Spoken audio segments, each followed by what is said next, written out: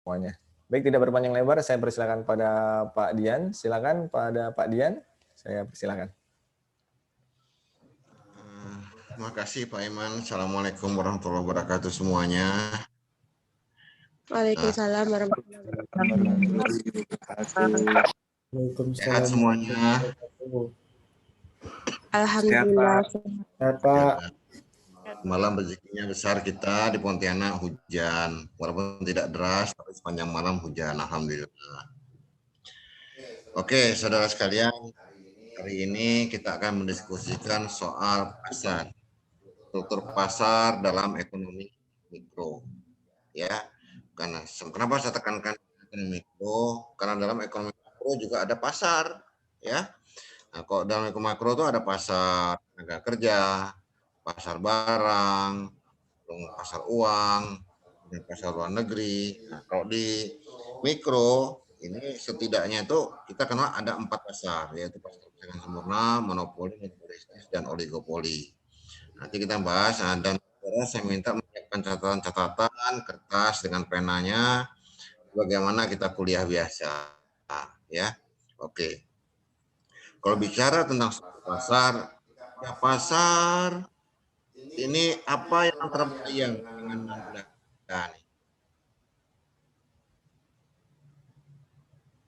Halo Nanda. Ya Pak. Apa yang terbayang dengan Nanda tentang struktur pasar? Beli Pak, barang kebutuhan. Nggak, pasar yang kayak gimana yang terbayang dengan pasar pembelian kah? Pasar Kemuning? Pasar Kemuning Pak. Pasar Kemuning. Nah, itu nama pasar namanya. Ya, tapi dia bagian dari pasar, ya, barang-barangnya itu ya bisa termasuk dalam kelas 1 nanti struktur pasar ini, ya. Oke. Nah, lanjut Pak Iman, kita bicara struktur pasar. Oke, pasar ada 4. Pertama, pasar persaingan sempurna, pasar monopoli, pasar persaingan monopolistis, dan pasar oligopoli. Ya, kita berada di 4 pasar ini sekaligus. Tinggal kita akan melihat ketika kita melakukan transaksi, kita berhadapan dengan atau kita berada di pasar yang mana. Oke, lanjut Pak Iman. Oke, pasar persaingan. Setiap perusahaan mudah keluar masuk, tidak ada halangan legalitas, keuangan dan lain-lain. Contoh, pasar buah, ya, orang mau bikin lapak pasarnya boleh. Pas musim langsat, orang bikin lapak, atau durian bikin lapak, silakan. Setelah itu dia tutup. Ya, ini contoh sederhana persaingan sempurna yang mudah keluar masuk. Kemudian terdapat banyak perusahaan, atau banyak produsen, atau banyak penjual di dalam pasar. Masing-masing relatif kecil dibandingkan perusahaan dalam pasar. Kenapa ditekankan relatif kecil di sini? Berarti dia tidak bisa mempengaruhi harga. Ya, mereka hanya sekedar harga, pengikut harga. Nanti kita lihat di sini kenapa. Nah, inilah salah satu sebab terbesar dari persaingan sempurna. Ya, kalau dia sudah bisa men-set harga, berarti dia tidak berada di pasar persaingan sempurna. Dia pasar monopoli atau monopolistis. Ya, oke. Pemasaran barang apa? Identik atau homogen. Jadi kayak gitu saja contoh sederhana. Kita beli langsat di ya kayak gitulah bunyi langsatnya. Ya. Nah, cuman memang berusaha membuat baru. Ada bilang jeruk madu. Jeruk ini atau mungkin pepaya madu. Ya tapi ya pepaya ya dulu ya kayak gitu loh. Mereka tuh berusaha uh, meletakkan dirinya tidak di pasar seperti sempurna, tapi di pasar monopolistis supaya mereka bisa mengaruhi harga. Mereka membuat istilah-istilah baru seperti itu.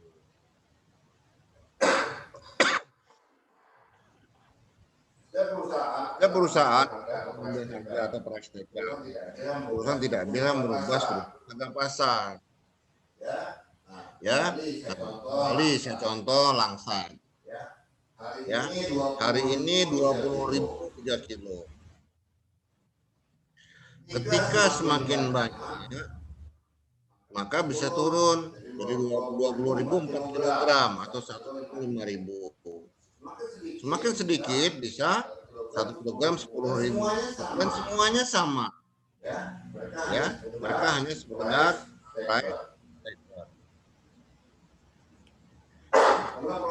kemudian proses mempunyai pengetahuan lengkap mengenai pasar. Ya, jadi kita tahu kalau misalnya dari 2 hari itu warna kulitnya walaupun dalamnya tetap baik, kulitnya sudah berubah. Kita tahu, wah ini kemarin ya.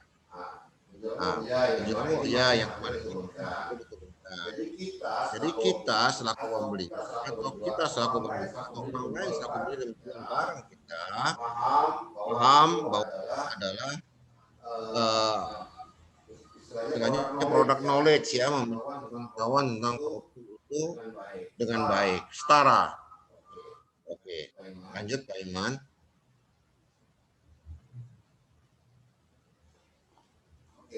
Oke, pasar monopoli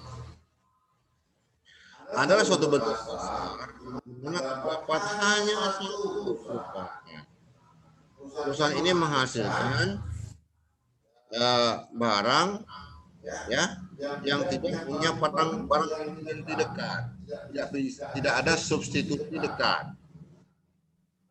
Nah, makanya dia bisa men-set harga, menentukan harga. Contoh, 3 kali kita membeli bensin untuk motor atau mobil kita. Pasar yang kita hadapi, yang monopoli, hanya satu perusahaan yang menyediakan bensin, yaitu Pertamina. Ya, maka yang tidak ada substitusi dekat.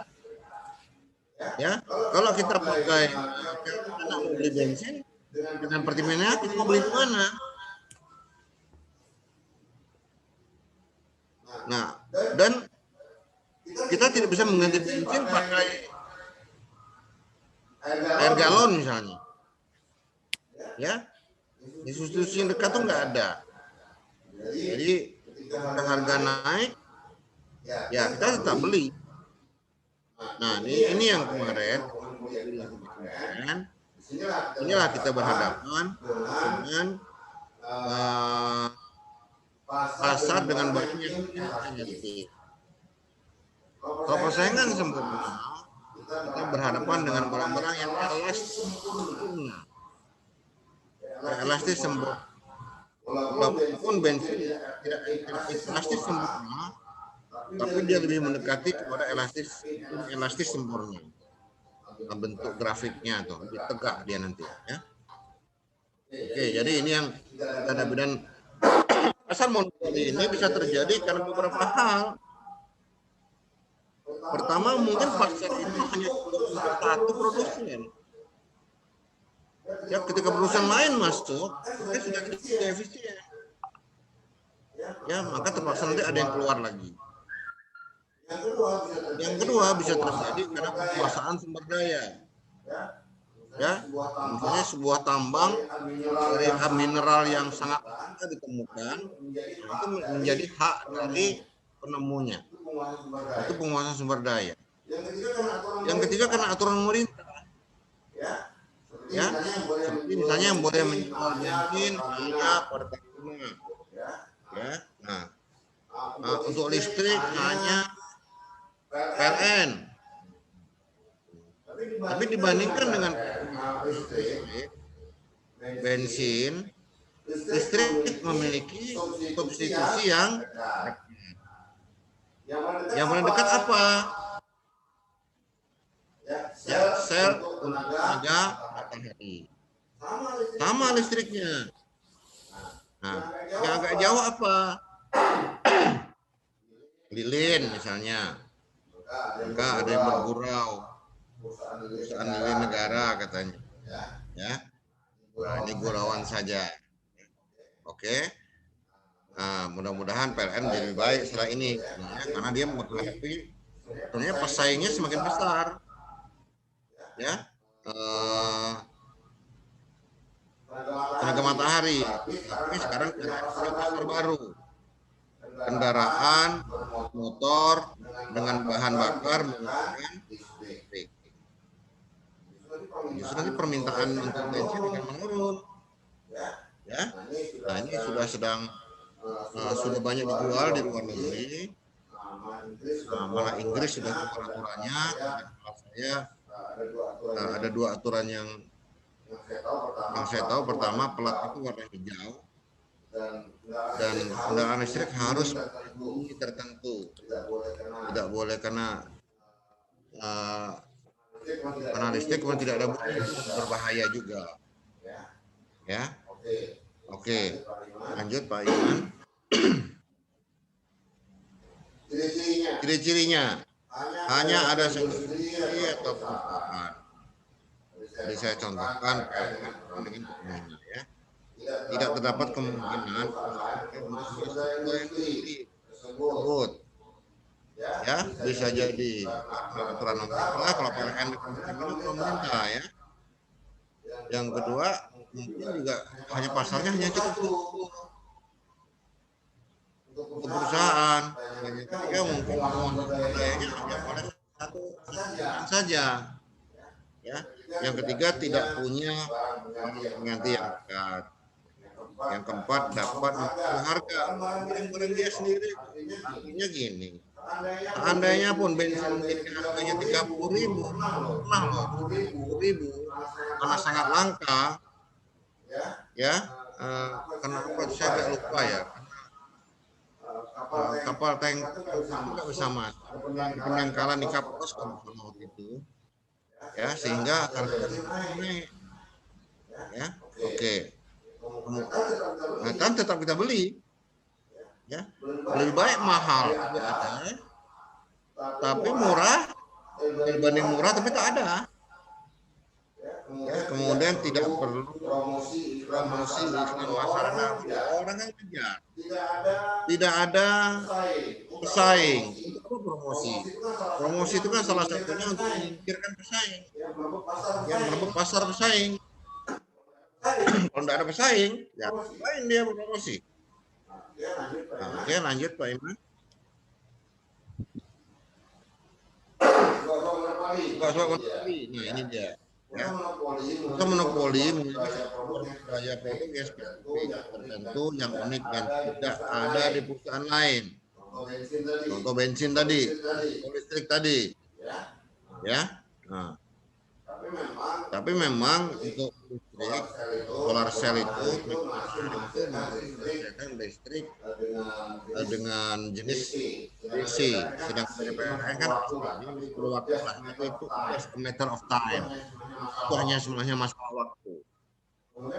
Kemudian adanya ekonomi. Nah, ini yang saya sebut tadi, bahwa pasar itu hanya cukup untuk satu perusahaan, untuk satu produknya. Karena ekonomis, karena produksi ya dengan tingkat efisiensi harga yang tinggi. Nah, jadi kalau ditambah lagi, ya harga akan turun, tidak efisien, sehingga salah satu harus keluar lagi. Ya, nah kemudian perusahaan mempunyai kemampuan sumber daya, baik berupa sumber daya alami, ya, sumber daya teknologi juga maupun lokasi industri, ya. Ini monopoli yang disebut monopoli alamiah. Jadi sumber daya itu sumber daya alam, misalnya Freeport menguasai tambang emas besar yang ada di Papua misalnya, itu sumber daya alam. Ya, ada juga yang memiliki sumber daya teknologi. Ya, contoh kalau prosesor HP, ya, itu diproduksi oleh Qualcomm. Produsen yang hampir mungkin dikatakan 60% dari proses ini produksi Qualcomm. Mungkin kayak pernah dengar Snapdragon itu produksi Qualcomm. Jadi dia bisa, dia menguasai sumber teknologi. Ya, dia bisa meletakkan harga yang dia mau. Pesaingnya masih agak jauh. Ya, ini dia. Nah, ada lagi dari Apple, tapi Apple kan tidak jual bebas, hanya untuk produk dia sendiri. Nah, ini namanya sumber daya teknologi. Ada lokasi industri yang bagus, yang mudah dicapai, ya.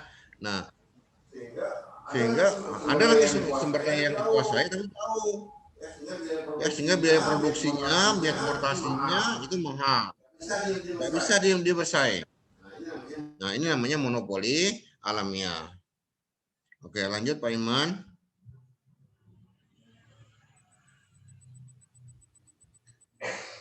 Oke, kemudian melalui undang-undang, nah ini yang tadi saya bilang, melalui aturan pemerintah dan hak khusus, pemerintah memberi hak monopoli kepada perusahaan secara hukum.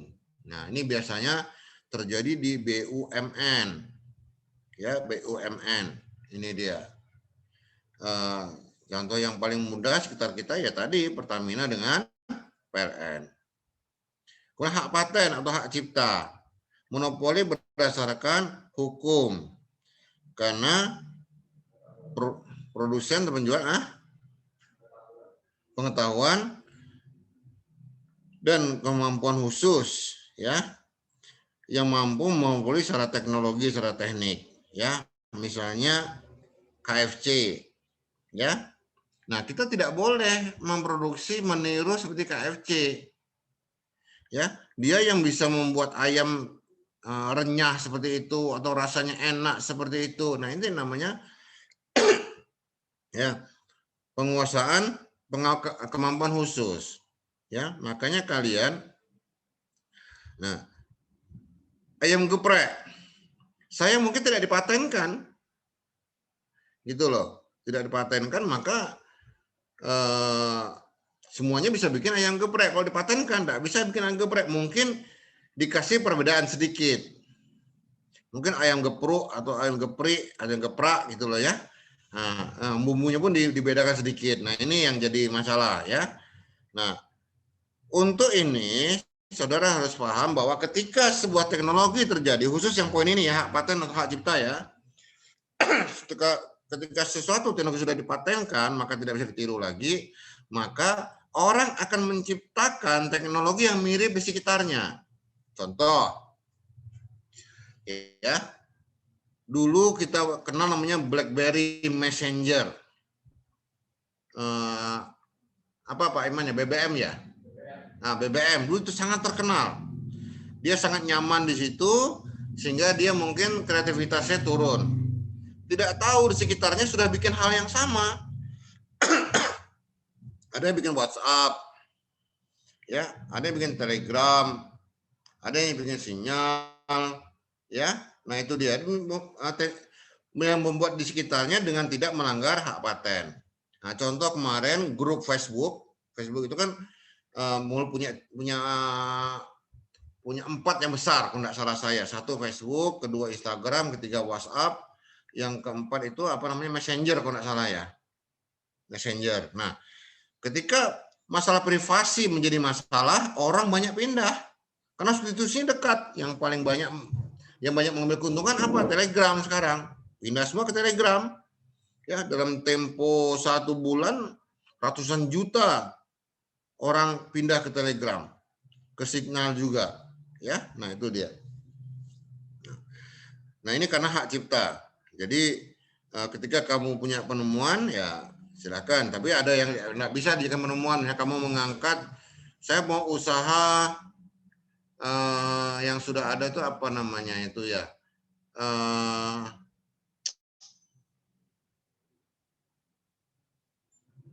Apa Pak Iman yang kayak kerupuk basah?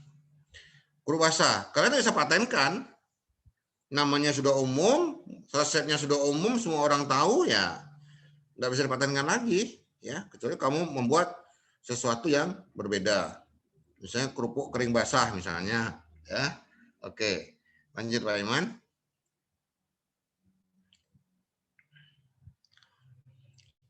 Oke. Dalam Islam, aktivitas yang mirip dengan monopoli adalah ihtikar dan bai najasi. Ihtikar adalah dalam supply dan penawaran membuat entry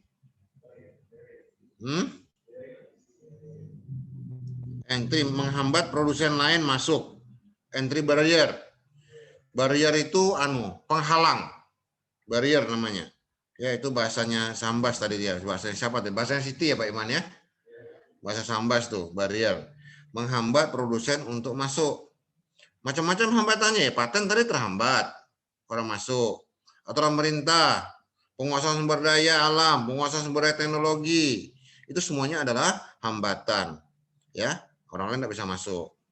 Bai najasi dalam penawaran menciptakan permintaan palsu, seolah-olah ada permintaan terhadap barang tersebut. Nah ini sekedar untuk memperkuat positioning di pasar sebenarnya untuk bai najasi, ya. Nah, sehingga orang berpikir inilah yang barang yang paling laku, paling terbaik, sehingga pesaing-pesaing lain tersingkir. Orang lebih memilih barang tersebut ya daripada barang-barang yang lain. Oke, lanjut Pak Iman. Pasar monopolistis. Pasar monopolistis adalah pasar di mana terdapat banyak produsen atau penjual yang menghasilkan barang yang berbeda corak. Ini namanya diferensiasi produk. Ya, nah kita bahas dulu, nanti saya akan kasih contoh. Ciri-ciri, terdapat banyak penjual, terdapat perusahaan dalam pasar yang ukuran perusahaan dalam pasar relatif sama, ya kurang lebih ya, memproduksi suatu barang yang perbedaannya sedikit jika dibandingkan dengan total produksi, ya. Oke. Kemudian barang yang dihasilkan bermacam-macam. Jenis barang yang dihasilkan banyak, ya, dan belum mendapatkan barang dihasilkan oleh suatu perusahaan, ya. Ya, ada perbedaan dalam bungkus, pengemasan, ada perbedaan dalam bentuk after sale. After sale ini layanan purna jual ya. Ya. Dan memiliki sedikit kekuasaan dalam mengaruhi harga, ya. Ini dia. Jadi kalau kita melihat di sini, kalau kalian lihat, saya bahas dulu yang terakhir nih ya. Mempunyai sedikit kekuasaan dalam mempengaruhi harga yang bersumber dari barang yang dihasilkan yang berbeda corak, sehingga ada loyalitas terhadap suatu perusahaan. Contoh, kalau kamu lihat sabun di pasar itu kan banyak sekali sabun, ya, tapi beda corak. Coraknya apa yang bedanya?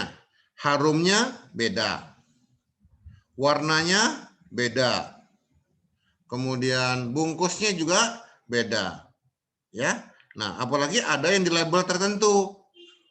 Nah, produksi Unilever, Lifebuoy dengan Lux sama-sama produksi Unilever.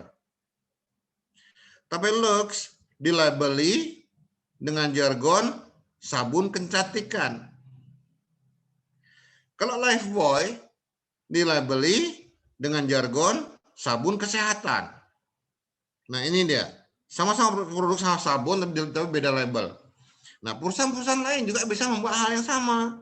Lifebuoy berhadapan dengan misalnya Asepso, sabun kesehatan.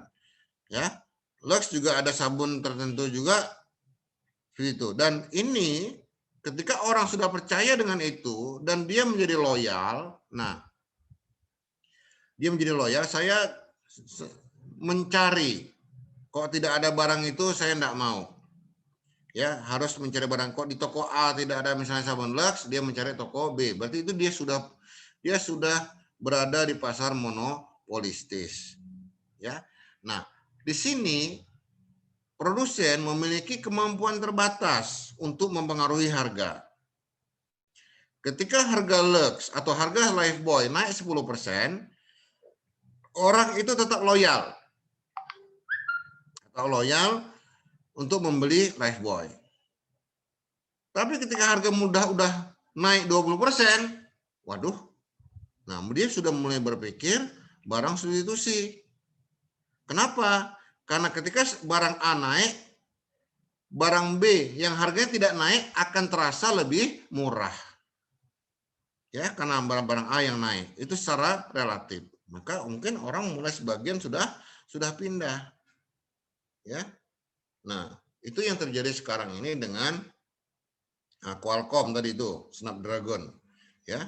Nah, sekarang banyak yang Samsung sudah bikin pabrik prosesor juga, ya, macam-macam ini sekarang, ya, sudah banyak, ya. Nah, inilah yang terjadi pasar monopolistis. Nah, sekarang oligopoli, yaitu pasar yang terdiri dari beberapa produsen, hanya sedikit istilahnya, hanya sedikit. Seberapa sedikit tergantung besar pasarnya. Kalau pasarnya besar sekali, produksinya agak banyak pun itu terhitung sedikit. Kenapa? Karena dia produksinya juga cukup besar gitu loh. Ya, nanti kalau pasarnya kecil ya dua itu disebut oligopoli gitu loh. Ya, oke lanjut Pak Iman. Ya, nah ini contohnya apa ya? Ini pasar oligopoli nih ya. Barang yang dihasilkan biasanya barang standar, produk ataupun barang berbeda corak. Ini merupakan barang akhir, indifferent produk, ya. Barang standar contohnya industri bangunan, ya. Misalnya semen, alat kesehatan, barang berbeda corak, contoh industri mobil. Ya, kekuasaan menentukan harga terkadang lemah, tapi juga bisa kuat. Ini tergantung pada bentuk kerjasama dalam pasar oligopoli. Jika tak bekerja sama, maka kekuatannya akan lemah. Ya, contoh pasar mobil. Mobil itu kan nggak banyak di Indonesia ini. Mungkin tidak sampai 10 merek kali ya. Malah beberapa sudah keluar ya, keluar dari pasar karena tidak mampu bersaing. Ya, contohnya apa? Chevrolet kemarin tahun lalu kalau tidak salah keluar. Terus tahun lalu atau tahun 2019 kalau tidak salah sudah keluar. Ya, dan kita tidak tahu ada barang-barang yang lain nanti gitu loh. Ya, yang sekarang tinggal apa? Toyota, Daihatsu, apalagi ya? Hah? 4 menit ya, oke. Nah, jadi inilah dia. Tergantung mereka memakai kekuatan di misalnya barang-barang ini pelayanan dan after sales ya, garansi dalam after salesnya. Oke, lanjut Pak Iman. Ya, diperlukan promosi iklan, ya, tingkat ketergantungan jenis barang dihasilkan. Ya, jika barang standar tidak terlalu intens aja. Ini kita kan bisa baca sendiri nanti. Contoh yang lain adalah persaingan antara Coca-Cola dengan Pepsi Cola. Nah, itu pasar oligopoli juga. Kalau yang lain nggak bisa dianggap karena kecil-kecil gitu loh ya. Nah, oke, kan bisa lanjut nanti. Lanjut Pak Iman. Oke, saya kira mungkin itu dulu yang bisa saya sampaikan. Nah, tolong tugas kalian sekarang ini mengembangkan materi ini. Cari di internet dari 4 pasar ini, kembangkan contohnya, cirinya, dan segala macamnya di pasar. Nanti dalam ujian ada kemungkinan ini akan ditanyakan. Ya. Nah, apa contoh pasar oligopoli? Ya, substitusi dekatnya apa? Jauhnya apa? Itu juga persaingan sempurna dengan pasar-pasar yang lain. Nah, ini yang harus kalian perhatikan, dicatat, dan tolong jangan yang diabaikan. Ya, pesan saya nih seperti kemarin itu yang pesan untuk media sosial itu, untuk subscribe dengan follow itu. Nah, banyak yang mengabaikan sampai hari ini gitu loh. Ya, nanti kalau yang ini diabaikan ya kalian bisa ngulang ya, cerita elastisitas pasar aja kalian bisa enggak tahu, nanti kan kacau kalian ya. sudah dikasih dasar, tolong dikembangkan. Nah, carilah referensi-referensi lain. Baik, saudara sekalian, saya kira cukup sekian dulu untuk hari ini dan waktu saya kembalikan kepada Pak Iman. Assalamualaikum warahmatullahi wabarakatuh. Waalaikumsalam. 5 menit ya? Ini masih 5 menit. Sorry. Masih ada 5 menit. Kairunisa. Ya, Halo, Pak. Kairunisa. Halo, Pak. Kairunisa, kasih saya contoh barang di pasar persaingan sempurna, Kairunisa. Gilang, tolong siapkan contoh di pasar monopoli. Sagita, contoh di pasar monopolistis. Kemudian Vivi, ya, nah, carikan contoh di pasar oligopoli. Nah, gimana kalau Nisa? Tunggu, Pak. Pak Gilang tadi contoh pasar apa, Pak? Gilang monopoli, Sagita monopolistis, Vivi oligopoli. Pak, saya Ya. contoh pasar persaingan sempurna nggak, Pak? Ya, contoh barangnya apa? Pasar beras, pasar sayur. Ya, pasar beras, pasar sayur secara umum, walaupun ada yang mencoba mendiferensiasinya. Ya, sayur hidroponik, sayur organik, tapi kan terlalu kecil, ya, untuk bersaing dengan pasar sayur secara umum. Juga begitu juga dengan beras. Tapi beras itu ada unsur monopolistisnya ya, kalau Indonesia kan ada merek-mereknya gitu. Sepanjang dia punya merek, maka dia berada di monopolistis. Itu cirinya. Ya, sayur kan tidak ada mereknya. Ini merek apa? Ini merek Indonesia sayurnya. Bisa jadi dimerekin kayak gitu, tapi kan terlalu beresiko, mungkin bisa tidak laku nanti. Ya kalau kita bermain harga di situ ya. Oke, bagus ke Indonesia. Pasar sayur oke. Gilang? Monopoli. Iya, Pak. Apa tuh? Contoh barang yang dijual yaitu sabun, sampo, pakaian, sepatu, air mineral, kosmetik, dan sebagainya, Pak. Itu di pasar monopolistis. Kamu kan monopoli. Hanya satu penjual. Mono, hanya satu. Bentar, Pak. Ya. Ya. Sagita? Monopolistis? Sabun, sampo, pakaian, sepatu, air Mantap. Itu jawaban Gilang tadi. Gilang bantu. domestik. Ya. Nah, Gilang, apa Gilang? Monopoli.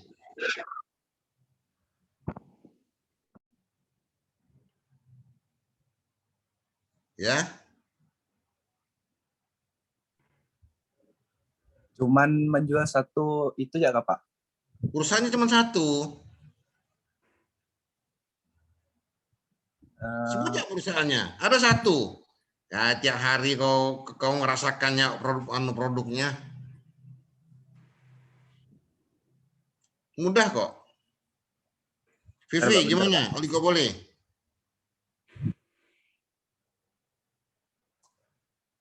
Halo Vivi. Vivi Aprianda ke Pak? Vivi Nur Hadi. Oh, Iya Pak, iya Pak. Nah, gimana Vivi? Oligopoli ya tadi Pak. Ya. Contohnya industri semen. Ya, semen. Udah ada contoh dari slide-nya Pak Iman tadi. Ya, oke, saya kira cukup ya.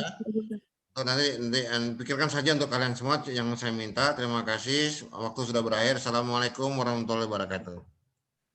Waalaikumsalam. Baik, terima kasih pada Pak Dian atas materi yang disampaikan hari ini mengenai struktur pasar. Semoga teman-teman bisa memahami dan memberikan pendapat yang disampaikan oleh Pak Dian. Baik, terima kasih. Kita akhiri dengan baca hamdalah. Alhamdulillahirabbil alamin.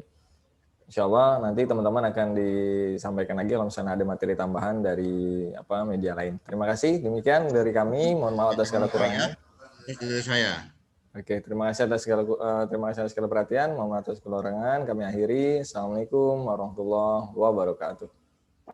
Waalaikumsalam. Wabarakatuh.